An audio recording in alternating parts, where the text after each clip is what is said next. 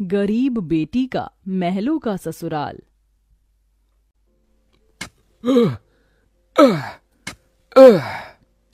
तपती धूप में वह गरीब किसान खेतों में फावड़ा चला रहा था। उसके माथे से तर तर पसीना बहे जा रहा था। तभी गंगा गमछा उठाकर पिता का पसीना पोंछती है। बाबा, आपके माथे से कितना पसीना बह रहा है, आप थक भी गए हैं, थोड़ी देर आराम कर लो, फावड़ा मुझे दो। गंगा को खेत में फावड़ा चलाते देख सेवक राम की आंख भर आती है। मेरी गरीब बेटी के जिन हाथों में मेहंदी लगनी थी, उन्हीं नाजुक हाथों से मेरी गंगा सख्त फावड़ा चला रही है। तू एक गरीब की बेटी को ही ऐसा भाग्य देकर क्यों भेजता है भगवान? एक गरीब के जीवन की सबसे बड़ी दुविधा बेटी को ब्याहना होता है। ये कहानी है ऐसे ही किसान सेवक राम की, जो बड़ा गरीब है। उसकी दो बेटी गंगा और अंजू हैं। यूं तो सेवक राम ने गंगा के लिए कई रिश्ते ढूंढे, मगर भला एक गरीब की बेटी का हाथ कौन थामना चाहता है। किसी तरह से उनका जीवन कट रहा था।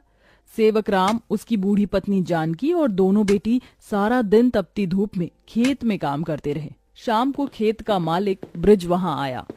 अरे ओ सेवक राम, सारा खेत जोत दिया? जी ब्रिज बाबू, खेत भी जोत दिया और बीज भी बो दिया। ये ले, तेरे परिवार की आज की दिहाड़ी 250 रुपए। ये क्या मालिक, आप पैसे तो कम दे रहे हैं। पहले मेरी अकेले की दिहाड़ी आप मुझे 200 रुपए देते थे, फिर घटाकर 100 रुपए कर दिया और फिर सीधे 70 रुपए कर दिया, और उसमें भी पूरे पैसे नहीं दे रहे हैं। मैं, मेरी दोनों बेटी और पत्नी को मिलाकर हम कुल 4 जन आज खेत में दिन भर जर मर कर खटे हैं। अरे 30 रुपए ही तो कम है, उसमें क्या तू खरीद लेगा? है एक एक रुपया भी मेहनत से कमाना पड़ता है मालिक। फिर ब्रिज बाकी के 30 रुपए भी सेवक राम को दे देता है, जिसके बाद वह अपनी मढ़ई में आ जाते हैं और गंगा सबको खाना बनाकर खिलाती है और एक फटे गुदरी पर पूरा परिवार जमीन पर लेट जाता है। मगर एक पिता होते हुए सेवक राम चिंता में सो भी नहीं पाता। वह रात भर आंसुओं से बिछौना भिगोता है। अजी, आप अभी तक जाग रहे हैं? जिसके घर में जवान बेटी ब्याहने को हो, वो कैसे सोए? जाने मेरी गरीब बेटी के भाग्य में क्या लिखा है। भगवान ने सभी के घर आंगन में भाग्य जाग रहे हैं, मगर मेरी मढ़ई के आंगन में मंडप कब बनेगा? अजी, तुम चिंता मत करो, भगवान ने कहीं न कहीं जोड़ी बनाई होगी।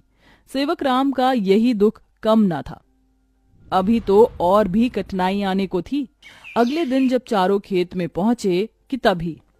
क्यों रे सेवक, कल तू 30 रुपए के लिए पाठ पढ़ा रहा था, अब क्या करेगा? क्योंकि ये सारी की सारी जमीन तो पृथ्वीराज जी ने खरीद ली। तभी अंजू ने गंगा से कहा, दीदी, अब हम क्या खाएंगे? खेत बोकर ही तो थोड़े बहुत पैसे मिलते थे। सेवक राम अपने परिवार को लेकर लौट आया। वह दिन रात चिंता में गलने लगा। ऐसे घर कैसे चलेगा प्रभु? कैसे होगी गंगा की शादी? और शादी नहीं हुई तो लोग मेरी गंगा को जाने क्या क्या नाम देंगे, क्या क्या ठहराएंगे जानकी। मैं काम ढूंढने जा रहा हूँ। बाबा, मैं भी आपके संग चलूंगी।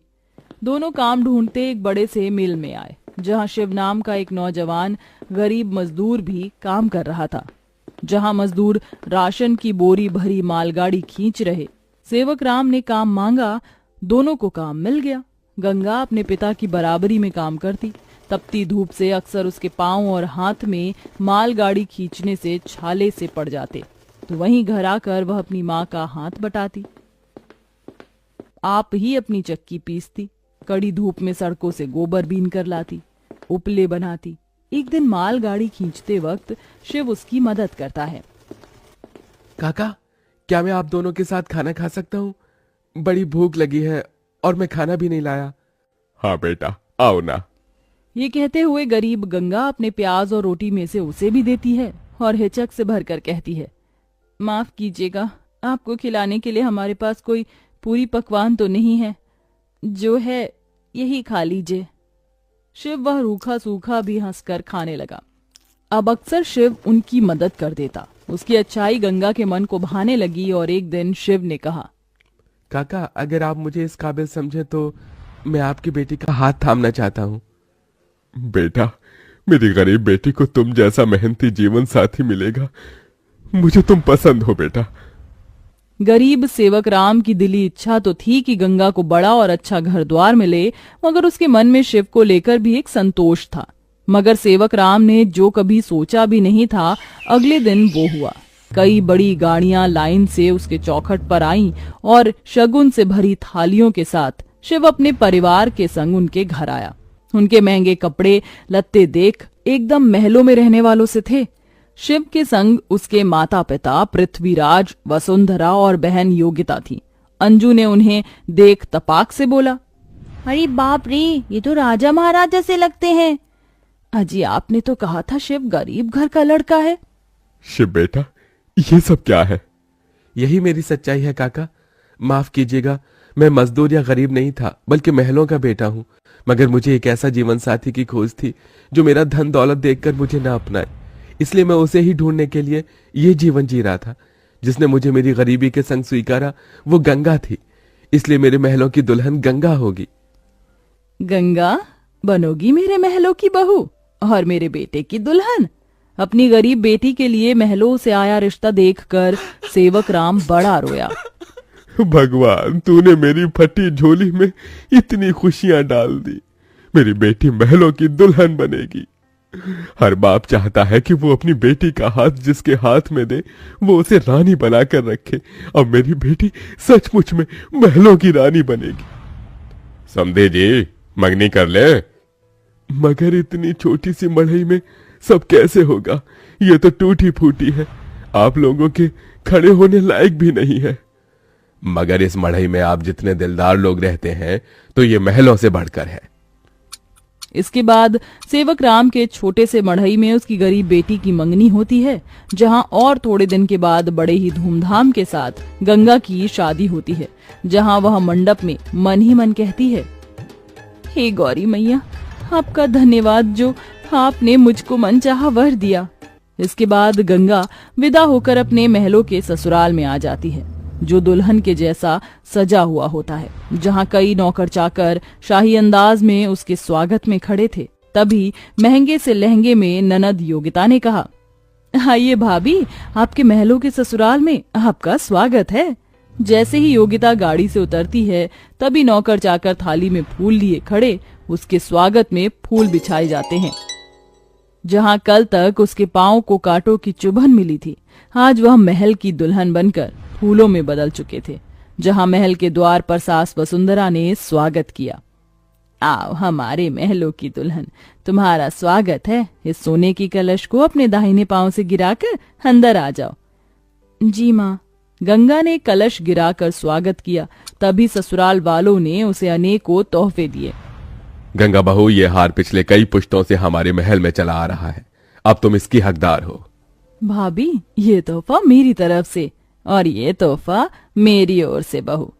गीता दे रही हूँ, मैं जानती हूँ तुम इस महल का मान बढ़ाओगी। गंगा ने गीता को माथे से लगाया और फिर सास ससुर का आशीर्वाद लिया। माँ जी, बाबूजी, मुझे आशीर्वाद दीजिए ताकि मैं इस महल का मान निभा सकूं। सदा सुहागन रहो, जुग जुग जीती रहो। फिर गंगा विदाई में दिए अपनी गठरी को संग लिए शिव के साथ कमरे में आ गई, जहां आलीशान बड़ा कमरा, ऐशो मखमल का बिछौना और सब कुछ था, जिसे उस गरीब दुल्हन की आंखें देखती रह गईं। कैसा लग रहा है महलों के ससुराल में आकर? खुशी से गंगा की आंखें भर आईं। उसने कहा, यकीन नहीं होता, भगवान ने एक बार में ही इतनी खुशी दे दी। शिव, सब एक सपने जैसा लग रहा है। अब यही तुम्हारी दुनिया है। उस रोज जमीन पर सोने वाली गंगा मखमल के बिछौने पर सोई। अगले दिन वह नहा धोकर नीचे आई, जहां खाने की शाही मेज लगी थी और इर्द गिर्द नौकर खड़े थे। बहू बैठो, खाना खाओ। तभी नौकर ने गंगा को खाना परोसा। एक निवाला खाते ही गंगा को अपनी संघर्ष भरी जिंदगी और याद आ गई। उसकी आंखों से आंसू छलक गए।